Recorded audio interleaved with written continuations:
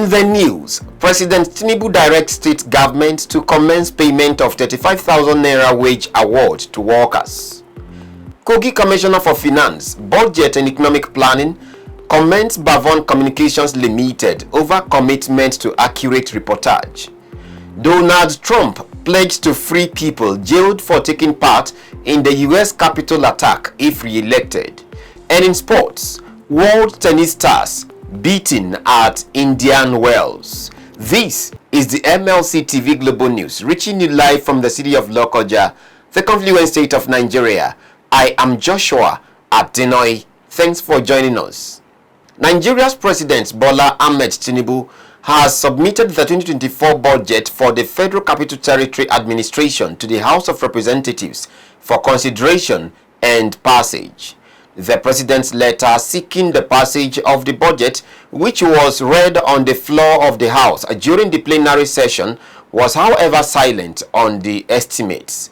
After reading the letter, the Speaker, Abbas Tajuddin, who presided over the plenary, directed that the request be forwarded to the Committee on Appropriation for deliberation ahead of the budget passage. State governments have been told to start paying 35,000 naira wage award to their workers. President Bola Tinubu gave the directive while speaking at the flag-off of mechanized agricultural tools in Minna, Niger state capital. Speaking in Minna, President Tinubu said that wage award would serve as a relief to the workers pending the conclusion of the review of the minimum wage. The president said the announcement of a new minimum wage will not trigger inflation if the state governments pay the wage award. In October 2023, President Tinubu approved 35,000 naira provisional wage award for all treasury-paid federal workers for 6 months, and the payment was expected to commence in September 2023. According to reports, only federal government workers have been benefiting from the wage award. The Nigerian Senate has inaugurated an ad hoc committee to probe the administration of former President Muhammadu Buhari over the 35 trillion naira ways and means advances from the Central Bank of Nigeria, CBN, which was approved by the 9th National Assembly. The National Assembly is probing ways and means through which the current economic hardship came to be and ascertain why citizens have been plumbed into crippling deprivation. Our reporter has more. Inaugurating the committee in Abuja, Senate President Godswill Akpabio noted that revealing the mystery behind the advance remains key in understanding the country's present predicament. To the members of this esteemed committee, I implore you to approach your responsibilities with the utmost sense of patriotism, professionalism, and integrity. Your scrutiny or investigation demands impartiality and fairness, always keeping the public interest and the welfare of our nation at the forefront. According to Akpabio, the success of the investigative panel hinges on the collaboration, cooperation, and commitment for the benefit of Nigerians, charging the committee to leave no stone unturned in the pursuit of the truth about the 30 trillion ways and means loan advances. By working harmoniously with the executive and all interest groups, we can ensure that the ways and means, so-called, and utilized in the country, even the one in the past, and if it should ever occur again, are managed prudently, efficiently, and in accordance with the laws of the nation. Moreover, confidentiality is paramount to your work. The information and data you are going to gather for this investigation are very sensitive and must be handled with the utmost care and discretion. Until you submit your report, we must not see any aspect of the report in the media.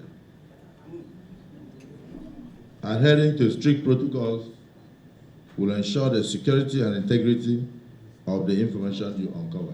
Responding, Chairman of the 17-member committee, Senator Issa Jibrin, assured that the probe will be carried out with precision to a logical conclusion. Your Excellency, the implication of this is that Nigerians are waiting for the result of this investigation. I want to assure you, we are going to carry out this assignment expeditiously without any form of compromise. That I am assuring you. I want to implore the parties, the beneficiaries of that program, that they should please make available to us relevant documents when we come asking for them. I equally want to employ them to make themselves available whenever we call them for interface. The event, which took place at the National Assembly complex, had in attendance the Deputy Senate President, Senator Barau Jibrin, other senators, Minister of Finance and Coordination, Minister of Budget and Economic Planning, Governor of the Central Bank of Nigeria, CBN, Yemi Kadasu, among others.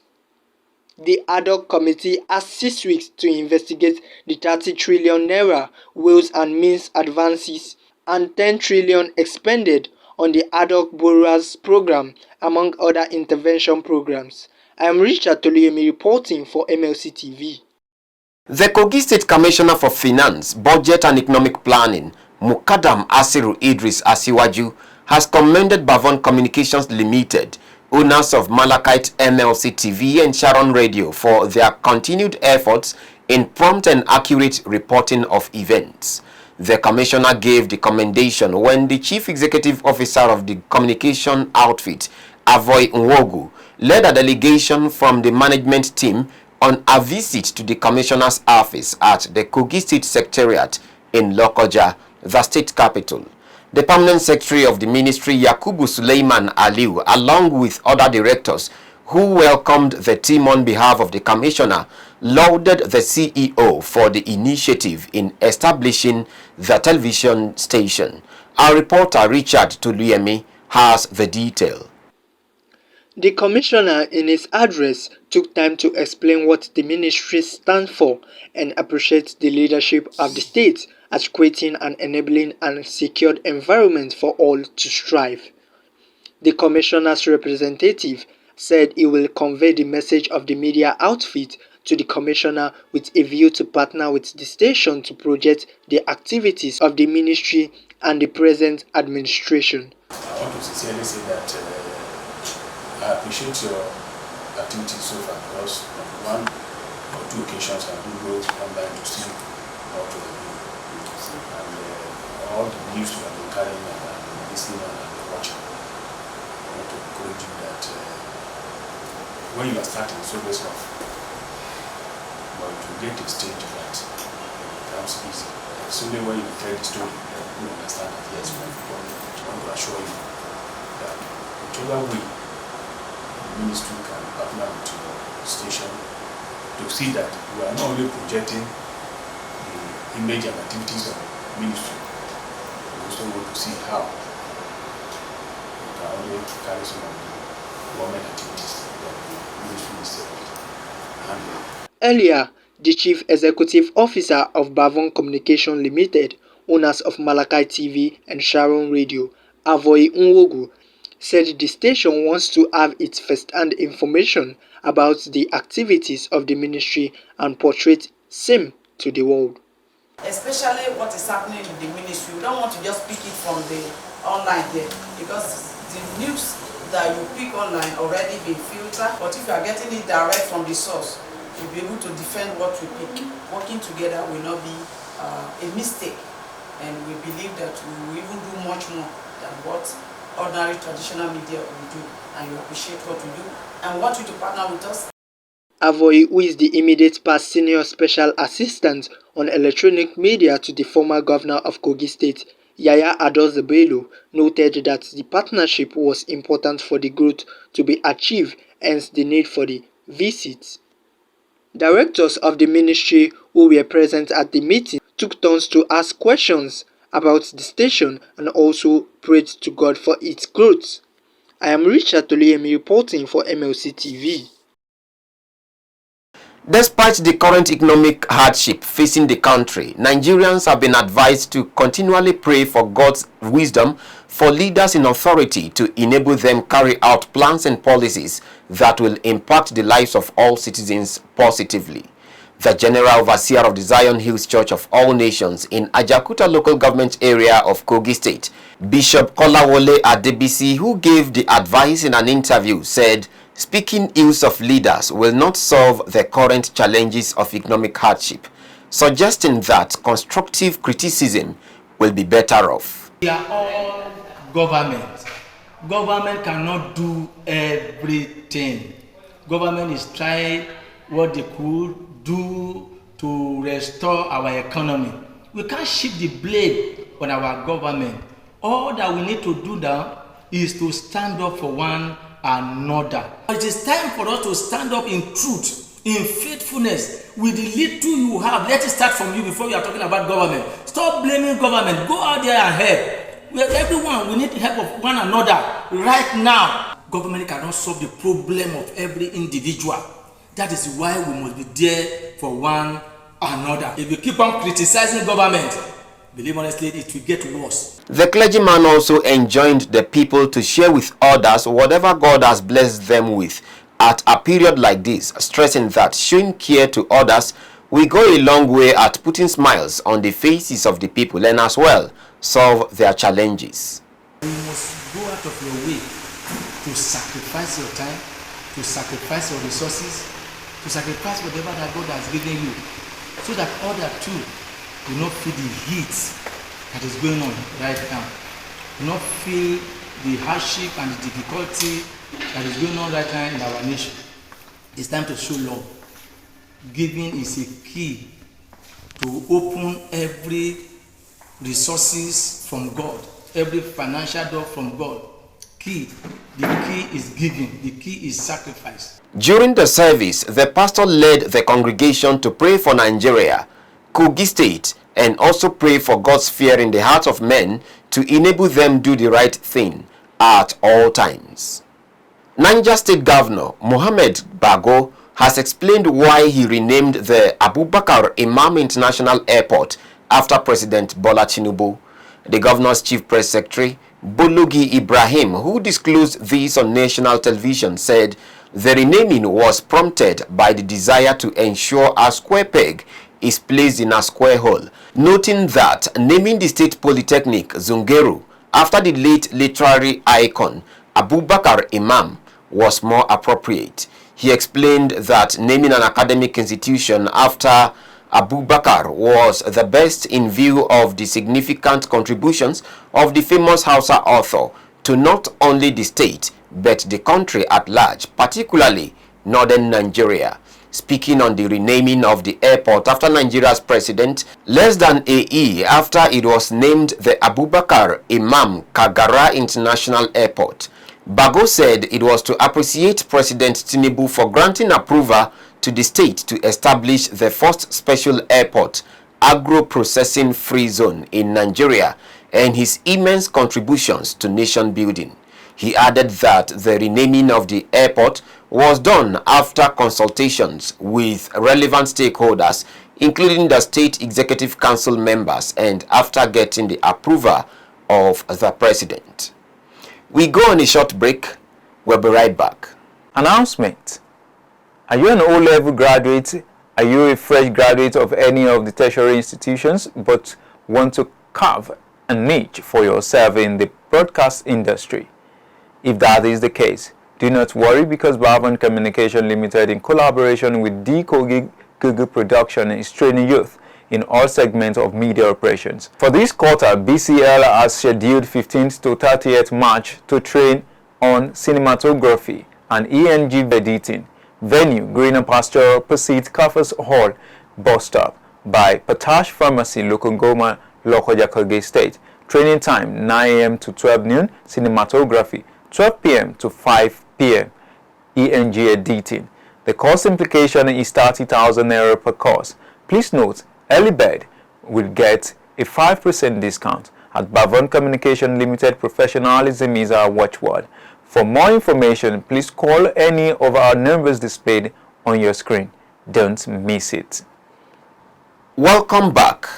On politics, as the All Progressives Congress APC in Ondo State prepares for the forthcoming governorship primary in April, a governorship aspirant of the party, Olushola Oke, has called on the leadership of the party to conduct a free and fair primary.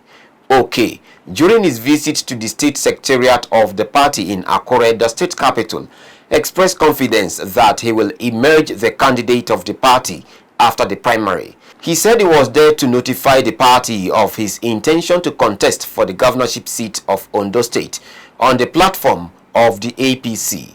Oke would be contesting for the primary of the party alongside other aspirants, including Governor Lucky Ayedatiwa, a former commissioner for finance in the state, Wale Akinteriwa, a former member of the House of Representatives, Mayowa Akinfolarin, a former secretary to the state government, Oladuni Odu, and a former special advisor to Governor Akeredolu on health, Professor Francis Faduyile, among others. On the foreign scene, former United States President Donald Trump has pledged to free people jailed for taking part in the 2021 attack on the U.S. Capitol as one of his first actions if re-elected. Trump posted the comments on his Truth Social website, promising to shut down the border with Mexico as part of his first act if re-elected. Trump in January also implored President Joe Biden to release the J6 hostage during a campaign rally in Iowa. Russia's defense ministry says a military cargo plane with 15 people on board has crashed while taking off from an airfield northeast of Moscow for a scheduled flight. According to a statement by the Russian Defense Ministry, an Il-76 military transport aviation plane crashed in the Ivanovo region while taking off to perform a scheduled flight. On board were 8 crew members and 7 passengers.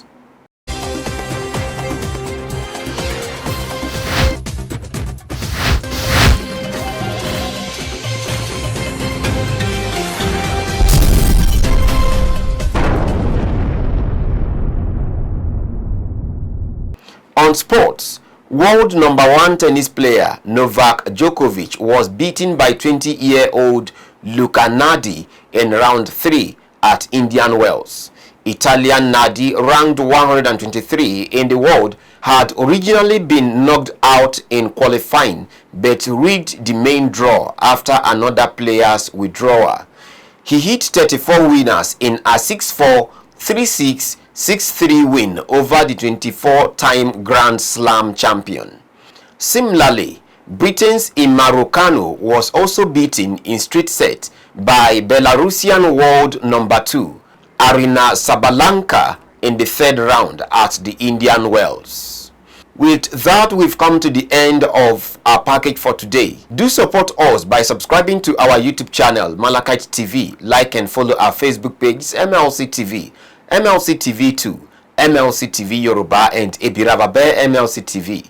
Instagram, MLC TV 2021, X handle, Malachite TV, and TikTok, Malachite_TV. For your event coverage, appearance on any of our programs, contributions, comments, advert placement, or sponsorship, please call or send SMS to any of our numbers displayed on your screen.